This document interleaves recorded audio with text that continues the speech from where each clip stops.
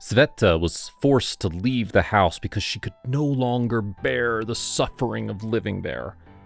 Her mother's husband was a drunken man and beat her for no reason. Her mother never cared about her and only took care of herself and her appearance, and spent her salary on buying wine for her and her husband and cosmetics to decorate everything. Sveta did not understand why her mother brought a drunken man to live with her in her apartment in St. Petersburg. However, the man didn't work, and he didn't want to go out to look for work. However, her mother did not have the courage to get rid of him, not even to blame the drunkard for his reckless and aggressive actions. Everything was going well with Sveta before her stepfather appeared. She had enjoyed her time with her father, who loved her very much, bought gifts, and took her to the amusement park. However, her father died after he became seriously ill when she was 10 years old, and she stayed with her mother, who was doing her part as she should at first. But as soon as she married that man, everything changed. Since the man had entered the house, he'd been issuing orders himself and controlling everything. And he'd been preventing the girl from going out to play with her friends, and closing the door for her to remain imprisoned inside the house. He also punished her for the most trivial of reasons, and forbade her mother to bring gifts. But in return, he ordered her to buy the finest wines. Sveta noticed that her stepfather was very violent with her mother. He beat her and scolded her when she did not buy what he asked for. So her mother started doing everything to please that beast. The girl was in pain and realized that her mother was helpless. The latter tried to find an ideal father for her daughter after the death of her ex-husband, but she failed in that, and she continued to bear the bitterness of living with this man. All that the girl was thinking about was escaping from that house and going to the city to look for work. When her financial conditions improved, she would return to take her mother. So Sveta started thinking of a way to leave the house because it became unbearable. Sveta grew up and worked as a maid for her mother and stepfather. She spent most of her time washing utensils, cleaning the house, and preparing food. She was deprived of her most basic rights. So she became impatient and left that house as soon as possible. When Sveta turned 17, she sat one day with her friend Tanya and told her that she wanted to leave the house because she was living an absolute nightmare with her stepfather, who was getting more and more aggressive. After Tanya heard Sveta's words, she advised her to travel to Moscow because job opportunities were available there, and ensured that she would not find it difficult to find a decent job, especially since Sveta was a lovely and intelligent young woman. The young woman kept thinking about her friend's words all night, and in the early morning, she put some clothes in her small bag and took with her some coins that she'd been saving for years. And then she left the house and went straight to the train station.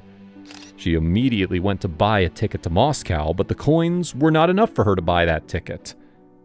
She contented herself with buying a trip to a city about 200 kilometers from Moscow to complete the rest of the way in another way. Sveta got on the train and kept thinking about her mother, who she had left with that human beast. The young woman wanted at least to say goodbye to her mother and hug her before leaving the house, but she realized that her mother would not allow her to travel. So she decided to take this bold step in the hope of changing her fate. The young woman enjoyed a lot of the beautiful landscapes that she saw from the train window, and was amazed by the beauty of the vast forest that she was seeing for the first time in her life, because she hadn't left St. Petersburg since her birth. Still, at the same time, she kept thinking of a way she could cover the remaining distance to Moscow, because her ticket wasn't going to allow her to stay on the train to Moscow. Now, at first, Sveta was afraid, because she was traveling alone for the first time. Going to a big city, too. With time, though, she began to calm down. She'd become an adult, and she was going to have to face all the difficulties in front of her with courage. When Sveta arrived at the train station where she would get off, she picked up her small bag and got off the train. Then she got out of the station and started walking alone, looking for someone to help her get to Moscow. While she was walking on the forest road, a beautiful car stopped, and a handsome young man pulled his head out of the car window and asked the young woman where she was going.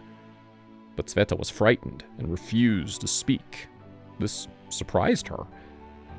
The young man kept following Sveta and asked her where she was going, and told her that he was ready to take her to the place she wanted. Then finally, the young woman told him that she wanted to go to Moscow, and she got into his car in the front seat. Then the young man closed the door, locked it next to him, and smiled. His two friends were sitting in the back. When Sveta saw that the three young men were laughing, she realized that things were not going well, but she didn't speak. She had no chance to escape, and she would not be able to resist three young men alone. So she kept wishing that they were not evil. The driver suddenly left the highway and took an unpaved road into the woods. And when trembling, Sveta asked him why he was taking that road. The young man and his two friends smiled and told her that it was the road to Moscow. Sveta realized that she was in real trouble and that the three young men wanted to assault her. So she thought to open the door and jump out of the car, but the door didn't open. So she started screaming for help, but no one heard her. Then the car stopped amongst the trees. Then the three young men got out of the car and took Sveta out. They covered her mouth with a scarf, took off her coat, and then her dress. She was only left with her underwear, shivering from the cold.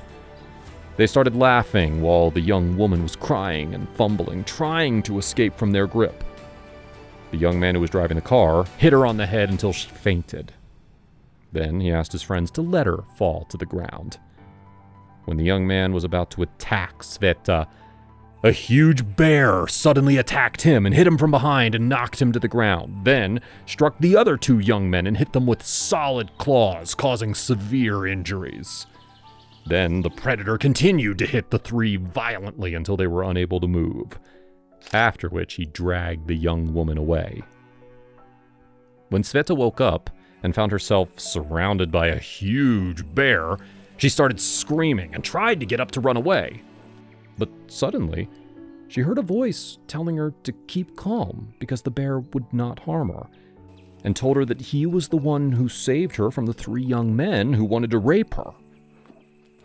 Sveta got up to see who was talking to her, when she saw a strong and handsome young man on a tractor with a hunting rifle in his hand. The young man approached Sveta and asked how she was, then asked her to ride the tractor to take her home and rest, and then continue on her way. Sveta rode with the young man while the huge bear left and disappeared into the forest. When Sveta inquired about the story of that bear, the man, Andrei, said that the animal was his friend, and that their friendship began 2 years ago when he found a newborn bear on his farm in the forest alone. And then he realized that he'd lost his mother and desperately needed someone to take care of him or he would die. So he took him to his house. In addition, he considered him his pet until he recovered completely and left him to return to the forest. Apparently, he did not forget the wonderful human that saved his life when he was dying, so he decided to help the young woman when he noticed that the young people wanted to assault her. The young man added to Sveta that the bear came to the farm and asked to follow him, and took him to the place where the accident occurred. There, the young man had the three young men handcuffed. They had been recently released from prison, and he called the police, and they came to check on her health. Sveta liked the young Andrei very much, and was fascinated by the beauty of the big house in which he lived and the beautiful farm he owned. So she decided to spend some days there before continuing on to Moscow. In that short period, the young man treated her kindly and took her to her farm so that she could wander there and meet his friend, the bear, who always came to visit him and get some food. Although Andrei was enchanted by the beauty of Sveta and was impressed by her intelligence, he did not tell her at first that he liked her because he was afraid that she would reject him and accuse him of using her. He noticed that she wanted to be with him for as long as possible, and he told her that he did not want her to go to Moscow, and he told her that he'd fallen in love with her and that he wanted to marry her as soon as possible.